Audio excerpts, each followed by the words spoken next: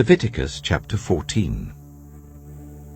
The Lord said to Moses, "These are the regulations for any diseased person at the time of their ceremonial cleansing when they are brought to the priest. The priest is to go outside the camp and examine them. If they have been healed of their defiling skin disease, the priest shall order that 2 live clean birds and some cedar wood, scarlet yarn and hyssop be brought for the person to be cleansed. Then the priest shall order that one of the birds be killed over fresh water in a clay pot. He is then to take the live bird and dip it, together with the cedar wood, the scarlet yarn and the hyssop, into the blood of the bird that was killed over the fresh water. 7 times he shall sprinkle the one to be cleansed of the defiling disease, and then pronounce them clean. After that, he is to release the live bird in the open fields. The person to be cleansed must wash their clothes, shave off all their hair and bathe with water. Then they will be ceremonially clean. After this they may come into the camp, but they must stay outside their tent for 7 days. On the 7th day they must shave off all their hair. They must shave their head, their beard, their eyebrows, and the rest of their hair. They must wash their clothes and bathe themselves with water, and they will be clean. On the 8th day, they must bring 2 male lambs and 1 ewe lamb, a year old, each without defect, along with 3/10 of an ephah of the finest flour mixed with olive oil for a grain offering, and 1 log of oil. The priest who pronounces them clean shall present both the one to be cleansed and their offerings before the Lord at the entrance to the tent of meeting. Then the priest is to take 1 of the male lambs and offer it as a guilt offering, along with the log of oil. He shall wave them before the Lord as a wave offering. He is to slaughter the lamb in the sanctuary area where the sin offering and the burnt offering are slaughtered. Like the sin offering, the guilt offering belongs to the priest. It is most holy. The priest is to take some of the blood of the guilt offering and put it on the lobe of the right ear of the one to be cleansed, on the thumb of their right hand, and on the big toe of their right foot.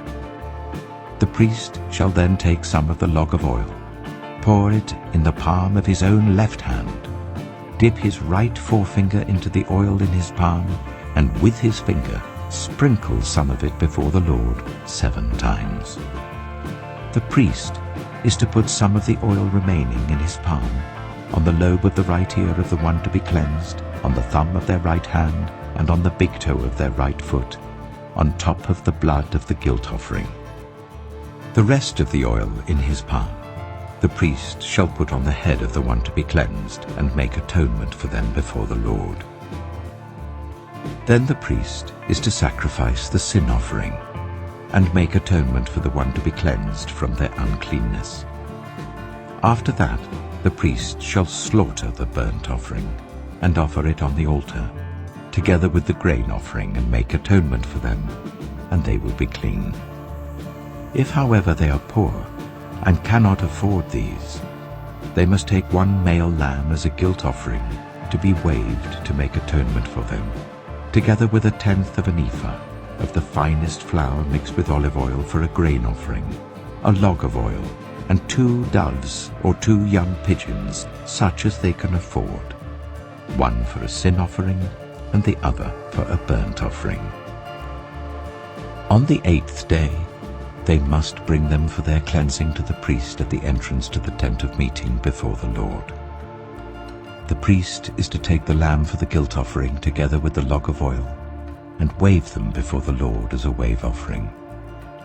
He shall slaughter the lamb for the guilt offering and take some of its blood and put it on the lobe of the right ear of the one to be cleansed, on the thumb of their right hand, and on the big toe of their right foot.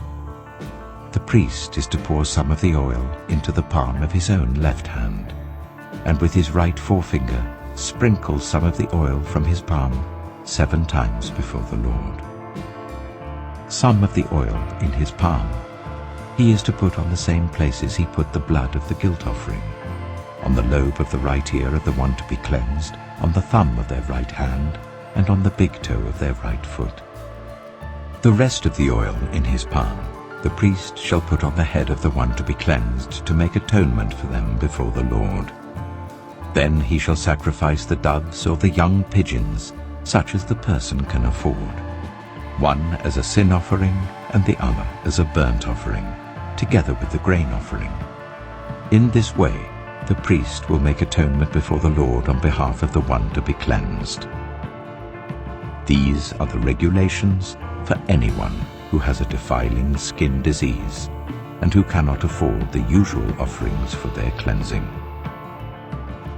The Lord said to Moses and Aaron, "When you enter the land of Canaan, which I am giving you as your possession, and I put a spreading mold in a house in that land, the owner of the house must go and tell the priest, 'I have seen something that looks like a defiling mold in my house.'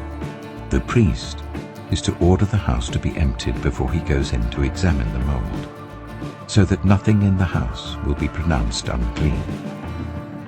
After this, the priest is to go in and inspect the house.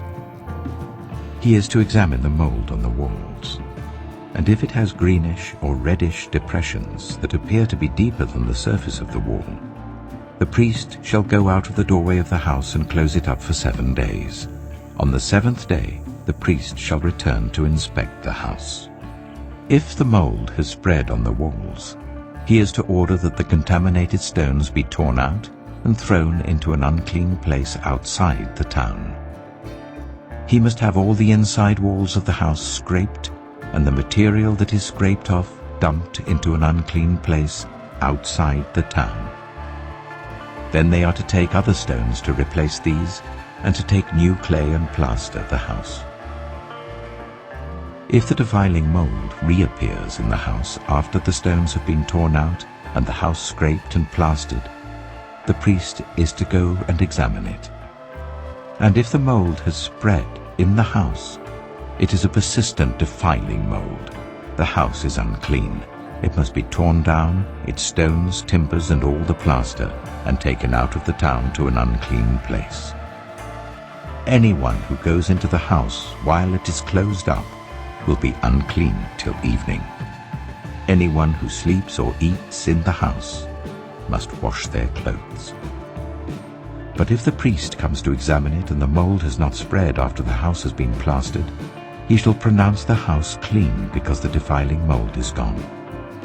To purify the house, he is to take 2 birds and some cedar wood, scarlet yarn, and hyssop. He shall kill one of the birds over fresh water in a clay pot. Then he is to take the cedar wood, the hyssop, the scarlet yarn, and the live bird, dip them into the blood of the dead bird and the fresh water, and sprinkle the house 7 times. He shall purify the house with the bird's blood, the fresh water, the live bird, the cedar wood, the hyssop, and the scarlet yarn. Then he is to release the live bird in the open fields outside the town. In this way he will make atonement for the house, and it will be clean. These are the regulations for any defiling skin disease, for a sore, for defiling molds in fabric or in a house, and for a swelling, a rash, or a shiny spot, to determine when something is clean or unclean. These are the regulations for defiling skin diseases and defiling molds.